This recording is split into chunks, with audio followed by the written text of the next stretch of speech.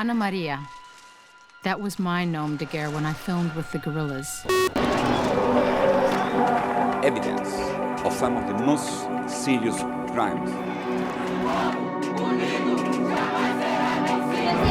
Cada uno de nosotros podemos contar la verdad con estos aparatos. To advance human rights through documentary media, what can you do? I'm Beverly Seckinger, and I have been teaching a class called Human Rights and Documentary Media for the last 3 years, which is the favorite class I've ever taught. Welcome to the Skylight Masterclass for Human Rights Media. It offers an opportunity to invite incredible filmmakers, media activists, human rights practitioners who use documentary media in various ways. Huge welcome to Palika Makam from Witness in New York and around the world. Thank you for having me. This fall, I'm teaching it for the 4th time. This coincides with the launch of a new certificate program, which is like a subset of the master's program in human rights practice that has a documentary media spin.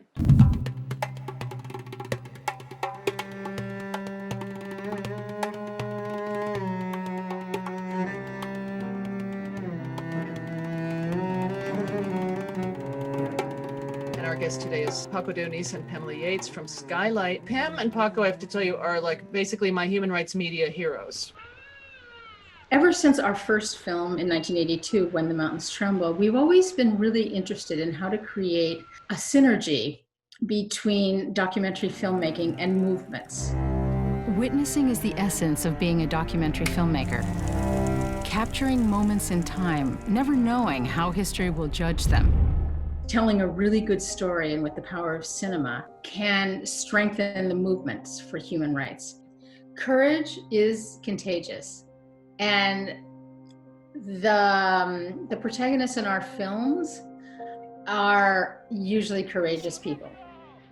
I grew up in Latin America under dictatorships. I didn't think that I would be, looking at that here, the possibility of a guy who wants to become a strongman caudillo like the caudillos I've seen in Latin America all my life. For me, it made the teaching of this class even more relevant and more important for a U.S. audience, for young Americans. One thing I love about teaching in the human rights program is the incredible range of students that it attracts. And the common thread is a passion for changing the world, which sounds really idealistic, but I share that passion. This May, I was supposed to take a trip to Greece and visit a couple refugee camps. Due to the spread of COVID-19, my trip was canceled, and now I'm having to make this film from my home. I'll share my story with you in the hopes that others will be inspired. It is possible that we can make the world a different place, that we can all work for social justice. It's really a little community, and that little community that forms online, especially now with the pandemic, is an added bonus to the course. I'm Lisa Malamat, and I teach documentary filmmaking in the Human Rights Practice Program. I've been making documentaries for about 25 years now.